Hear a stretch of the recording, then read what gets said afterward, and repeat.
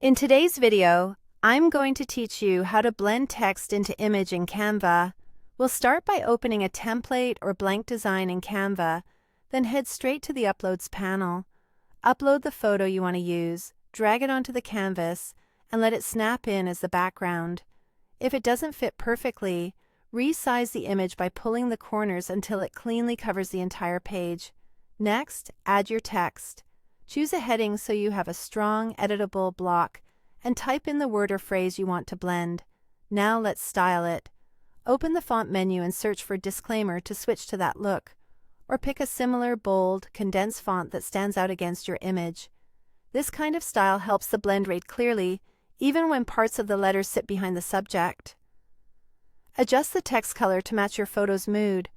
A gradient works great for extra vibe and depth, especially if your background has varied tones. You can also sample colors from the image to keep everything cohesive. Enlarge the text so it's prominent, then reposition it where you want the blend to happen. Aim to align the text with your subject so the letters feel integrated with the scene. Use Canva's smart guides and zoom in to make precise placements. Here's the key move. Duplicate the image. This copy will act like a cutout layer that sits above the text. With the duplicate selected, open the BG remover to isolate the subject. Once the background is removed, align this cutout with the original background image so they perfectly overlap. If needed, bring the cutout to the front and nudge it with your arrow keys until edges line up exactly. To create the blend, crop the cutout so it only covers the area where the text should appear to tuck behind the subject.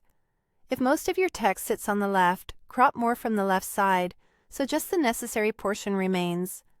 This partial overlay reveals some letters in front and hides other parts behind, selling the blended effect. Finish by making small adjustments. Tweak font size, color intensity, or letter spacing for balance, and refine the cutout crop so the transitions look natural. When everything aligns, you'll have text that seamlessly blends into your image with a clean, professional finish.